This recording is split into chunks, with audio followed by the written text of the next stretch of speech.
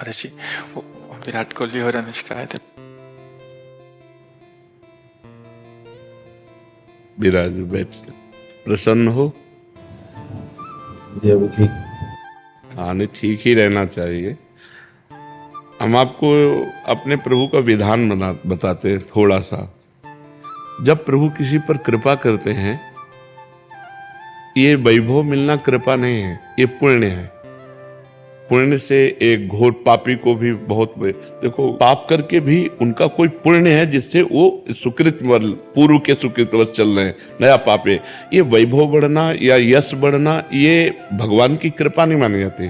भगवान की कृपा मानी जाती है अंदर का चिंतन बदलना, जिससे आपके अनंत जन्मों के संस्कार भस्म होकर और अगला जो है वो बड़ा उत्तम होगा। अंदर के चिंतन से होता है, बाहर से कुछ नहीं होता। महत्व अंदर का चिंतन। अच्छा, अंदर का चिंतन हम लोगों का स्वभाव बन गया बहिर्मुखी।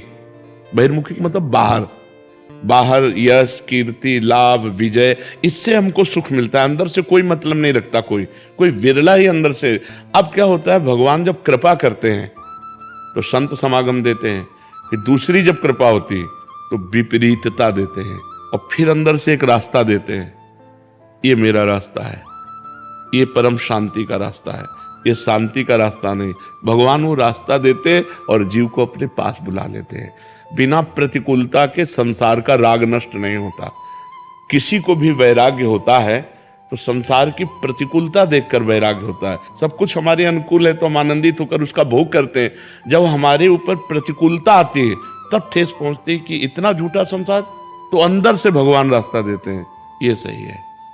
भगवान बिना प्रतिकूलता के इस संसार को छुड़ाने का कोई भी औषधि नहीं रखी। आज तक जितने बड़े महापुरुष हुए हैं, जिनका जीवन बदला है, उनको प्रतिकूलता का दर्शन करके बदला है। तो कभी प्रतिकूलता आए तो उस समय आनंदित हो कि मेरे ऊपर अब भगवान की कृपा हो रही है, कि मुझे सतमार्ग में चलने की प्रेरणा मिल रही है। अगर सतमार्ग छूटा हो, ये सब तो एक सेकंड के लिए आप विचार कीजिए। अब अपना सुधार कर लो, अपने जीवन को सत्य में ले आओ, तो अगला जो होगा वो बहुत जोर का होगा। चाहे जन्म हो तो श्रीवान कुलवान धनवान वैभव संपन्न ऐसे, और भक्ति की अनुकूलता, भक्ति की अनुकूलता। खास बात श्रीवान धनवान कुलवान नहीं, खास बात भक्ति की अनुकूलता। अगर इस जन्म में भगवत प्राप्ति नहीं हुई तो भगवान श्री कृष्ण ने गीता में कहा है कि मेरे भक्त का नाश नहीं होता। मैं कुलवान धनवान श्रीवानों के कुल में जन्म देता हूं और फिर पुनः भक्ति का माहौल देता हूं, और पूर्व का जो भजन छूटा हुआ हो वहीं से उसको। अब बिल्कुल ऐसे ही रहो जैसे रह रहे हो, बिल्कुल संसारिक बन करके रहो, लेकिन अंदर का चिंतन आपका बदल जाए।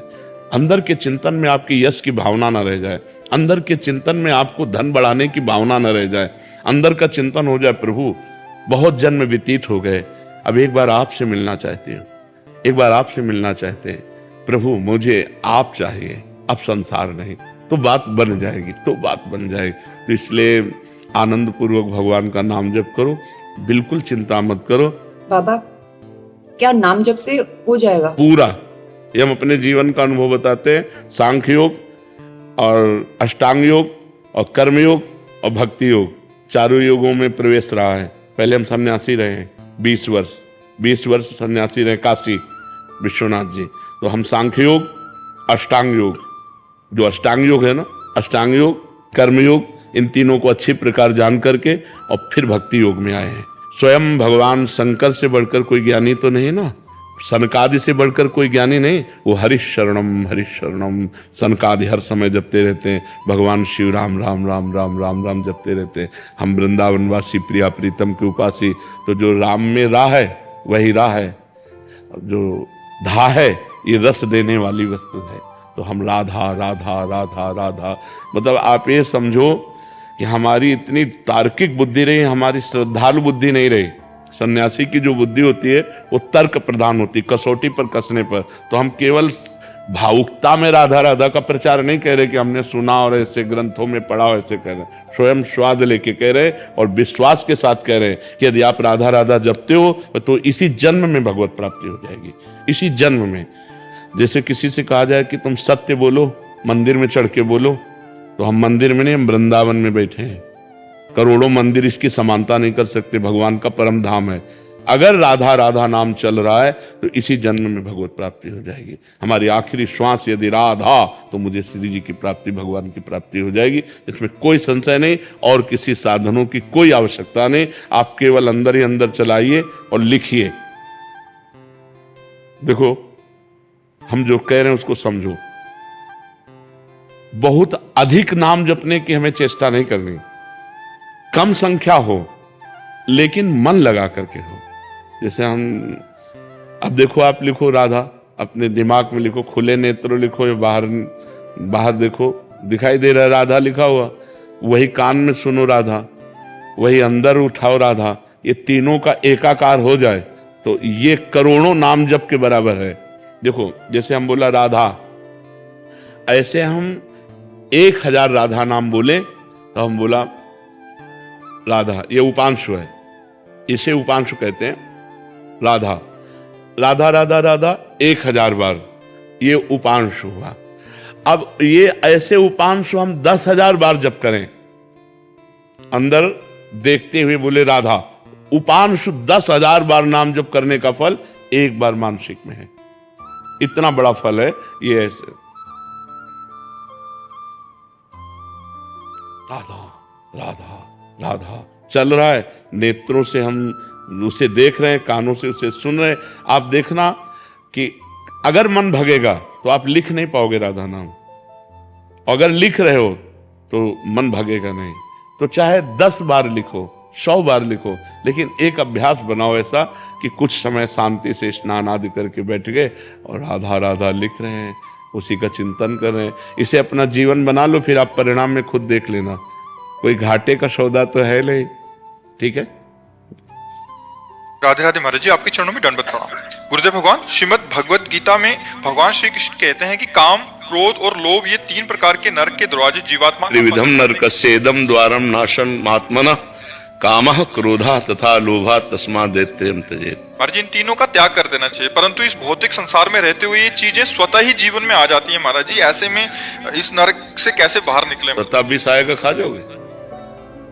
स्वतः विष आ गए तो खा जाओगे क्या? विवेक है कि ये विष है, ये खाद्य नहीं है। स्वतः हमारे सामने अगर भोग आते हैं तो वो धर्मयुक्त हैं या अधर्मयुक्त। जैसे भगवान ने काम को नरक का द्वार बताया, तो एक जगह काम को अपना स्वरूप बताया विभूतियों में। जब भगवान विभूतियों का वर्णन करते हैं तो कहते हैं धर्मयुक्त काम मैं हूं। जैसे पानी ग्रहण किया, धर्मयुक्त पत्नी शास्त्र सम्मानित स्वीकार किया। आज जो ये व्यभिचार प्रवृत्ति चल रही ना, ये नहीं, शास्त्र प्रमाणित कुल परंपरागत धर्मयुक्त पाणी ग्रहण वैदिक मंत्रों के द्वारा अग्नि को साक्षी करके जिसको स्वीकार किया संतानोत्पत्ति के लिए, उससे किया हुआ भोग वो भगवत स्वरूप है, वो पाप नहीं है, वो उसके लिए दोष नहीं है। ऐसे ही स्त्री के लिए अपने पति के साथ सहवास करना धर्म है और दूसरे पुरुषों को काम दृष्टि से देखना मात्र पाप है। पर ये बातें, कलयुग का प्रभाव कैसा चल रहा है, इतना गंदा वातावरण होता जा रहा है। पवित्रता जहां छाई रहती है वहां संशय हो रहा है, वहां आप संशय हो रहा है। ऐसे पवित्र संबंधों में ये गंदी बातें प्रवेश कर रही हैं जहां दिमाग काम नहीं करता। ऐसा कैसे हो सकता है? समाज में कितनी गंदगी फैल रही है, कितना गंदा व्यवहार हो रहा है। ये समझा ही नहीं जा रहा कि ये धर्म है। शरीर को पवित्र रखना धर्म है। जैसे स्त्री शरीर है, इसको जब तक ब्याह ना हो तब तक पवित्र रखना ये धर्म है। और फिर पति को पवित्र होकर समर्पित करना और आजीवन उस पति के अधीन रहना ये धर्म है। ऐसे पुरुष के लिए है, जब तक पाणी ग्रहण ना हो तब तक ब्रह्मचर्य रहना धर्म है। और जब अर्धांगिनी मिल जाए तो उसे प्राण के समान प्यार करते हुए, उसकी गलतियों को क्षमा करते हुए, उसकी मनोकामनाएं पूर्ण करते हुए, उसे धर्म के लिए उससे अनुमति लेते हुए सहज मित्रवत भाव से आजीवन पार करे। ये गृहस्थ धर्म हमारे सनातन धर्म का है। अब आज क्या हो रहा है? आज क्या हो रहा है? ये बहुत गंदी बातें हो रही हैं। आप सब नौजवान बच्चे संभलो, इससे तुम्हारा जीवन बड़ा संकटपूर्ण हो जाएगा। बच्चियां, एक boyfriend breakup, 2 boyfriend breakup, 3 boyfriend breakup, ये क्या चल रहा है? इसे क्या कहा जाता है? वैश्या प्रवृत्ति जो कई पुरुषों से संबंध बनाए उसे क्या कहते हैं? और जो कई लड़कियों से संबंध बनाए उसे व्यभिचारी कहते हैं। तो अब व्यभिचारी और वैश्या प्रवृत्तियां अंदर धारण करना, अब इससे आप सदगृहस्थ बन जाएंगे। जब आपको पत्नी मिलेगी तो आप अपनी पत्नी में संतुष्ट नहीं रहेंगे, जब आपको पति मिलेगा तो आप पति में संतुष्ट नहीं रहेंगे, क्योंकि आपका व्यभिचार करना स्वभाव बन गया है। इसलिए धर्मयुक्त ब्याह और उससे भी जो संतानोत्पत्ति के लिए भोग किया जाता है वो काम भगवत स्वरूप है। तो ऐसा नहीं कि हमारे सामने हर भोग आ गया तो हम उसे भोगे, हमारे अंदर विवेक है। धर्मयुक्त भोग है तो उसे हम भोगे, धर्मयुक्त नहीं है तो हम उसका त्याग करें, नहीं तो हमें नरक जाना पड़ेगा। जो पर पुरुष से रति करती है रौरव नरक कल्प सत्परे, पतिवंचक परपति रति करई रौरव नरक कल्प सत्परे। जो अपने पति का त्याग करके दूसरे पुरुष से संभोग, वो सैकड़ों कल्प तक नरक भोगती है। ऐसे पुरुष के लिए लिखा हुआ है। उसमें श्रीमद् भागवत में पढ़ के देखो, जहां नरकों का वर्णन है। जो पुरुष दूसरी स्त्री से सहवास करता है तो वहां लोहे से तपी हुई स्त्री नरक में, और उसी का आलिंगन करवाया जाता है। और मरना है नहीं वहां, अब वर्षों उसी में चिपकाए रख ले। बहुत होश में, बहुत होश में। ऐसा नहीं है कि कर्मों का फल नहीं मिलता। बहुत, जब कर्म अपने स्वरूप में आ जाएगा तो बड़े बड़ों को दंड देता है, बड़े बड़े संत महात्माओं को भी दंड देता है, बख्शता नहीं है। बड़े बड़े संतों के जीवन में देखा गया। तो ये कर्म बहुत बलवान है, ये नष्ट नहीं होता, ये दंड दे के ही नष्ट होता है। इसलिए कर्म बहुत सावधानी पूर्वक करना चाहिए। तो भगवान ने 3 को नरक का द्वार बताया, कामः, क्रोधः तथा लोभा। तो क्रोध की स्वयं उत्पत्ति नहीं है, इसकी काम से उत्पत्ति है। कामा संजायते क्रोधा। काम जब हमारी वृत्ति उदय होती है उसमें बाधा पड़ती है तो हमारे अंदर क्रोध आ जाता है। क्रोध स्वयं नहीं आता, क्रोध कामना में बाधा पड़ने पर आता है। जैसे कहते हैं कि आप हमसे नम्र व्यवहार करें, तो ये हमारी कामना है, और जब आप नम्र व्यवहार नहीं करेंगे क्रोध आ जाएगा, क्योंकि हमने कामना की। कामना अगर ना हो तो क्रोध की सत्ता ही नहीं है। तो कामना से ही क्रोध प्रकट हुआ। और जो लोभ है वो कामना से होता है।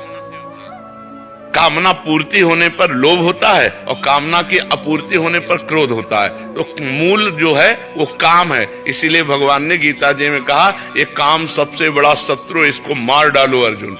अर्थात निष्कामता जब तक नहीं आएगी तब तक शांति, आनंद, सदगति नहीं होने वाली। इसलिए भगवान का नाम जप करो, अच्छे आचरण करो, आए हुए समस्त भोगों को निर्णय करो विवेक के द्वारा कि धर्मयुक्त है कि अधर्म है। अब ये धर्म नहीं कि कोई आपके सामने आके कहे मुझे भोगो, तो नहीं। तो हमारे किस धर्म के डिपार्टमेंट में हो जो हम तुम्हें स्पर्श करें? नहीं, ये पाप है, मैं कभी नहीं करूंगा। ऐसी हिम्मत होनी चाहिए। पर ऐसे क्या, यहाँ तो जानबूझकर गलत आचरणों की तरफ कूद रहे हैं। बिना अध्यात्म के पशुवत जीवन होता है। इसलिए शास्त्र स्वाध्याय और संत संग, अध्यात्म जरूर जानना चाहिए। आज के नए बच्चे अध्यात्म को जानते नहीं, इसलिए अध्यात्म अनिवार्य है। हम सोच समझ कर कार्य करें। हमारा कर्म बड़ा प्रबल है, वो हमको दंड देगा। इसलिए कोई ऐसा कर्म ना करे, बहुत सावधान रहे। ऐसा मन में ख्याल आते रहते हैं कुछ भी, तो क्या उनका भी पाप लगता है? वो नहीं, कलयुग का एक प्रश्न। अन्य युगों में तो लगता था कलिकर एक पुनीत प्रतापा, मानस पुण्य होए नहीं पापा। मानस पुण्य तो लग जाएगा। जैसे आपके मन में आया कि अब हमारे पास रुपया है, कल चलते हैं और बिहारी जी का भोग लगाकर सबको बांटते हैं, और आपके सामने कल ऐसी विपत्ति आ गई कि रुपया भी गया और आप भी ना पाए, तो आपको पुण्य मिलेगा। लेकिन हाँ, वो पुण्य मिलेगा, हाँ, भावना का। लेकिन आपने सोचा कि कल इनको मार देंगे, आप नहीं मारे तो पाप नहीं लगेगा। कलिकर एक पुनीत प्रतापा, मानस पुण्य होए नहीं पावा। अगर मानसिक पाप लगते तो तब तो पहाड़ जैसे पाप इकट्ठा हो जाते, क्योंकि मन पाप तो सोचता ही रहता है। तो कलयुग में मानसिक पाप नहीं लगते हैं। राधे राधे महाराज जी। महाराज जी, मन व प्रत्येक इंद्रियों में जो अंधकार फैला रखा है वो समय नष्ट कर रहा है। हमारा इस दुष्ट मन को हम कैसे केवल प्रभु में ही लगाएं? जन्म जन्म जाते जा रहे हैं, पर महाराज जी किसी जीवन में प्रभु नहीं मिले आज तक। महाराज जी इस जीवन में उनका नाम और इसको कैसे पकड़ूं महाराज? जब पकड़ो ना, क्या जबान भगवान ने दी, राधा राधा राधा राधा राधा राधा, कान भगवान ने दिए, भगवान की चर्चा सुनो, आंख भगवान ने दिए, सब में भगवान की भावना करो। जैसे बिजली के बिना कोई यंत्र नहीं चल सकता, ऐसे भगवान के बिना कोई ये स्त्री पुरुष मनुष्य पशु पक्षी, इनमें जो चेतना है ये सब भगवान ही है। पर मन बहुत परेशान कर रहा है महाराज जी। मन परेशान कर रहा है क्योंकि मन को तुमने परेशानी जगह में लगा रखा है। अगर आनंद की जगह में लगाओ तो आनंद मिले। आनंद सिंधु प्रिया प्रीतम है, और परेशानी की जगह शरीर और संसार और भोग है, तो शरीर संसार भोगों में लगाओगे तो परेशानी पैदा होगी, प्रिया प्रीतम में लगाओगे तो आनंद प्रकट होगा। अब प्रिया प्रीतम में लग नहीं रहा क्योंकि बहुत जन्मों से संसार में लगा रहा है, तो अब प्रयास करो, मनुष्य जन्म मिला है, प्रयत्न मिला है, आप उठते बैठते चलते फिरते राधा राधा राधा राधा जपने की कोशिश करो, चतुरासी जी का पाठ करो, श्री जी की सेवा विराजमान करो, पवित्र आचरण रहे, शरीर पवित्र रहे और आचरण पवित्र रहे, अभी मन आनंदित होने लगेगा। अब गंदे आचरणों में मन जा रहा है और हम उसे छूट दिए हैं, और जो मन आता है वो करता है, जो मन आता है हम खाते हैं, जैसे मन आता है वैसे हम जी रहे हैं, तो मन शांत तो रहेगा ही। मन के अनुसार नहीं चलना, धर्म के अनुसार चलना है, प्रभु के अनुसार चलना, तभी शांति मिलेगी। महाराज जी असंग कैसे रहा जाए, इसके क्या नियम है? मतलब इनका डिवोर्स हो गया महाराज जी, उसके बाद जीवन में असंग रहने मतलब चाहते हैं कि मानसिक और आध्यात्मिक उन्नति होती रहे उनकी, और आजकल के मॉडर्न जमाने में कैसे महाराज जी इसको? जब तक हम अंतर्वृत्ति को भगवान से नहीं जोड़ते हैं तब तक असंगता हो ही नहीं सकती, क्योंकि मन किसी न किसी वस्तु व्यक्ति स्थान का आश्रय लिए बिना रह नहीं सकता, इसका स्वभाव है, ये आश्रय लेके ही रहेगा। देखो आप शांत होके देखो तो कोई व्यक्ति चल रहा है दिमाग में, या कोई वस्तु या कोई स्थान या कोई घटना या कोई परिस्थिति, वो आश्रय लेकर उसका चिंतन करता रहता है। तो इसके इन आश्रयों का जो पूर्व में आश्रय लेकर अपने अंदर कैसेट बना लिए, जब हम नाम जप करते हैं तब तो हमें खोल के दिखाता है कि ये कमाई है हमारे पास, तो हमें उसे डिलीट करनी है और नई होने न पावे। इसके लिए हमें हर समय नाम जप करना है, अंदर से वृत्ति जोड़नी है। अब बाहर से अंगुली से माला चल रहा है और जबान चल रही मुख में और मन चल रहा है संसार में, तो भी असंग नहीं हो पाए। मन मैयासक्त मनाह पार्थ, भगवान ने कहा मेरे में आसक्त मन वाला बने। तो भगवान की जब हम लीला कथाएं सुनते हैं, जैसे भागवत का 10वां स्कंद है, हम स्वयं पढ़ें, हम खूब कानों से सुने, भगवान की लीला कथाएं सुनते हैं, भगवान का नाम जप करते हैं और भगवान के मार्ग में चलते हैं, तो हमारे अंदर एक पावर आता है, भागवतिक पावर, उससे हम असंग रहते हैं, हमें अच्छा ही नहीं लगेगा। ऐसे लगता है कि मैं अकेला हूं, कोई तो मेरा होना चाहिए, ऐसा लगता है ना, सबको लगता है। जिसके हम गोद में सर रखकर चैन से सो सके वो केवल भगवान है, नहीं तो संसार कपटी है। ये पाए जान जगत में सब जन कपटी कुटिल कलयुगी टंच, ऊपर से क्या है अंदर से क्या है जान पाना बड़ा कठिन है। ऊपर से कुछ और भाषा है और दिखावा है, और अंदर से बहुत और दिखावा है। तो एक है जो भीतर और बाहर दोनों से एक है, वो भगवान है। भगवान का हम आश्रय लें, जिससे भी मिले हमारा पवित्र व्यवहार होना चाहिए, गंदा आचरण नहीं होना चाहिए। कोई हमको गाली दे तो हम सुन के सह जाएं, हम किसी को पलट के गाली ना दें, और नाम जप करें तो धीरे धीरे हमारे अंदर अध्यात्म की वो योग्यता आएगी जिसे असंगता कहते हैं। असंगो हम पुरुषा, मैं असंग हूं, यह ऐसा अनुभव होगा, क्योंकि वास्तविक हम असंग हैं। हमारा जो स्वरूप है वो असंग ही है, वो कभी पर वो स्वरूप जो है गलती कर बैठा, देह को मैं मानकर, अंतःकरण मन बुद्धि को मैं मानकर वो फंस गया। इसलिए नाम जप करो, भगवत चर्चा सुनो, सत्संग सुनो और अच्छे आचरण करो, पवित्र आचरण करो, तभी असंगता है। गलत आचरण करे और अध्यात्म की बातें करे, वो बातें बातें केवल है, जीवन में प्रकाश नहीं होगा। अगर जीवन को उन्नतिशील बनाना है, बढ़िया सुखमय जीवन व्यतीत करना है, तो गंदे आचरणों को पहले रोको, जो पाप आचरण है उनको रोको, अच्छे आचरण करो और नाम जप करो। बाबा इसका बल आपको नहीं, ये बल जो हमें जहां से मिला है वही खजाना तुम्हें दे रहे हैं। मान लो हम कह रहे राधा राधा जपो, भगवत चर्चा सुनो, तो इसी से तो हमें बल मिला है। जिस बल से हम टिके हुए हैं वही बल हम सबको दे रहे हैं। अगर इस बल को आप स्वीकार करें तो लंबे समय में आप खुद अनुभव करेंगे कि आपके अंदर कैसी क्षमता बढ़ रही है, आपके अंदर कैसे भाव बढ़ रहे हैं। राधे राधे महाराज जी। महाराज जी, क्या नाम जप से मनुष्य की मतलब मेरी रजोगुण की प्रवृत्ति बदल सकती है? अरे रजोगुण की बात क्या, रजोगुण तमोगुण तो नष्ट ही हो जाएंगे और सतोगुण से ऊपर त्रिगुणातीत अवस्था प्राप्त हो जाएगी। नाम जप निरंतर जप का अभ्यास बढ़ जाए तो यल्लब्ध्वापमान सिद्धो भवति अमृतो भवति तृप्तो भवति। जो सिद्ध हो जाता है, जो अमृत पान कर लेता है, जो तृप्त हो जाता है, वो नाम जापक। नाम जाप, नाम में समझते हो बड़ी अपार सामर्थ्य नाम भगवान में विराजमान। बड़े भाग्यशाली हैं जो निरंतर नाम जपने का अभ्यास लेते हैं। और नाम जप आनंद मिले ना मिले, सुख मिले ना मिले, लाभ मिले ना मिले, इसकी कोई परवाह न करके एक ड्यूटी बाई जब करे तब जाकर सातु दीर्घ काल निरंतर सत्कार सेवितो दृढ़ भूमि। जो दीर्घ काल तक आदर सहित नाम भगवान का निरंतर जप करता है वो दृढ़ भूमि, वो सिद्ध हो जाता है, वो भगवत प्राप्त हो जाता है। पहले नाम जप में अभ्यास के द्वारा ध्यान लगाना सीखे। सही जप, हाथ में माला चल रहा है, जबान में नाम चल रहा है, मन संसार में घूम रहा है, अभी सही जप नहीं हुआ। सही जप हुआ माला हो या ना हो, जबान चले या ना चले, मन के द्वारा हमारा नाम जप। पर ये बहुत ऊंचाई की बात, इसलिए नए साधकों को घबराना नहीं चाहिए।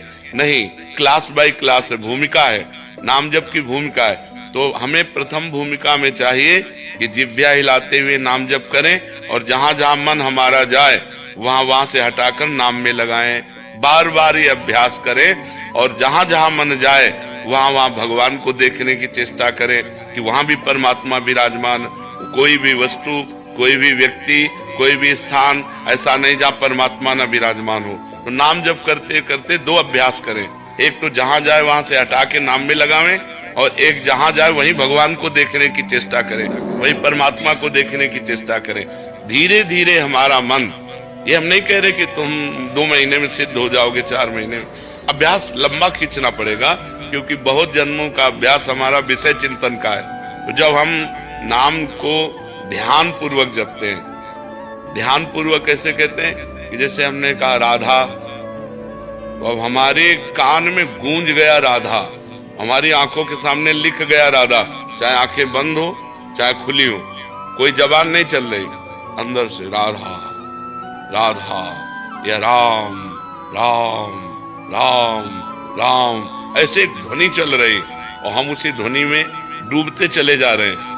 तो जब एकाग्रता होती है नाम जप की तो उसे ध्यान से जप कहते हैं। जब एकाग्रता टिक जाती है, घंटा 2 घंटा टिक गई, तो उसे संप्रज्ञात समाधि कहते हैं। और जब एकाग्रता उठते बैठते चलते फिरते खाते पीते सब समय बनी रहती है, एक क्षण के लिए भी नाम नहीं छूटता, तो उसे असंप्रज्ञात विचक्षणा समाधि कहते हैं। वही सिद्ध पुरुष हो गया।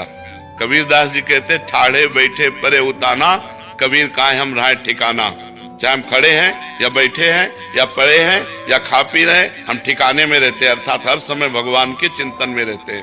तो यदि इस प्रकार नाम जप किया जाए तो नाम जप से त्रिगुणातीत अवस्था, समाधि, परमात्मा दर्शन, लीला में प्रवेश, जो चाहे वो सब प्राप्त हो सकता है। नाम से बढ़कर कोई साधना नहीं है, नाम ही जीवन का सार है।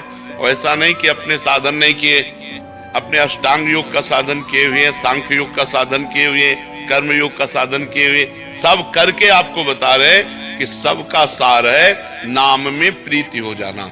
हर समय मधुर मधुर भगवान का नाम चल रहा है, जो नाम प्रिय है। अगर नाम नहीं है तो हम सब अधूरा समझते हैं। जिसके जीवन में नाम नहीं उसका जीवन कूड़ा है।